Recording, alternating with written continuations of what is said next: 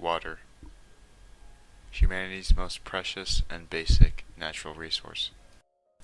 And yet, many around the world are deprived of their basic human right to clean water. More than 840,000 people die each year from a water-related disease. That's more than the entire city of San Francisco. 750 million people lack access to clean water, almost 2.5 times the population of the United States. The water crisis is the #1 global risk based on impact to society. What if there was a simple solution? One innovation that could solve one of humanity's greatest problems.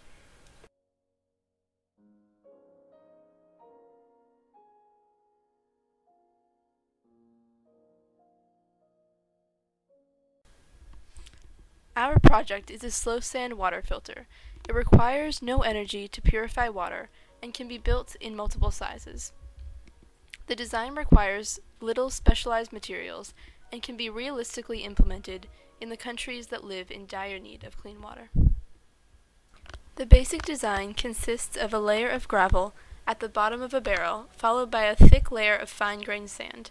There is a diffuser plate and a lid at the top of the filter, and a drainage pipe running up the inside of the barrel.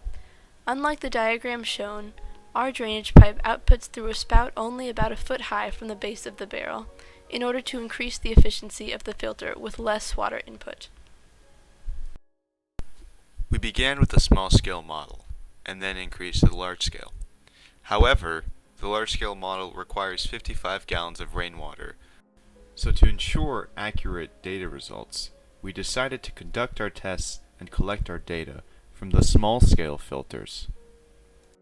They will provide more realistic and comparable results that are much easier to obtain.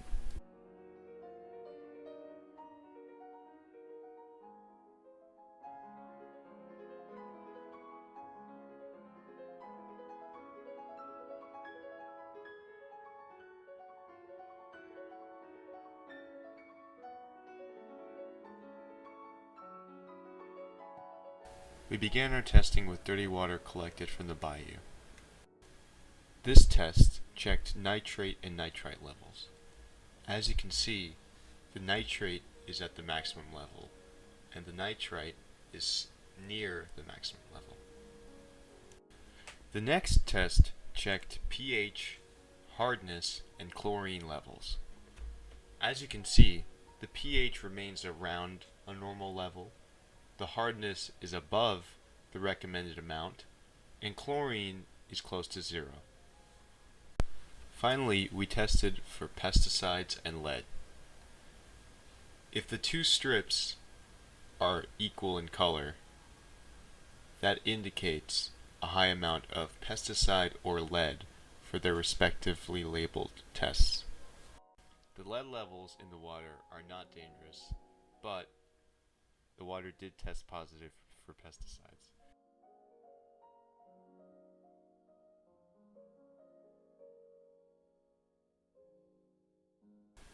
After Timothy gave it a quick taste test, we began checking our data.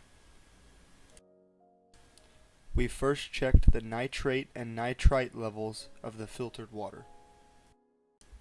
As you can see, both the nitrate and nitrite levels are well under the allowed amount. Next, we checked the pH level, the total hardness, and the total chlorine levels of the filtered water. The test shows that we eliminated all chlorine, stabilized the pH, and although our hardness remained slightly above the recommended amount, water hardness is not a short-term negative aspect, but rather a long-term effect that can be quickly righted with store-bought chemicals. Finally, we once again tested lead and pesticide. As you can see, the pesticide issue is almost completely eliminated.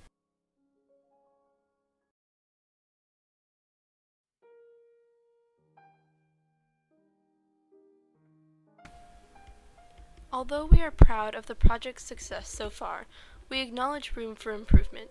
Some improvements to design in the future include adding a chemical component in the filter to cure water of excessive hardness, moving the water spigot further to the ground to lower the minimum water requirement for the filter to be efficient, and making the filter more easily transported. These improvements will make our product further marketable and more likely to be implemented as a solution for such a massive problem. Slow sand water systems are already being implemented in municipal systems as well as humanitarian roles in impoverished countries. It's time to expand to the world. Most importantly, we are not losing sight of the real-world applications of this project. There are people actually suffering from lack of water, and this simple solution could help them all. Please consider our proposition.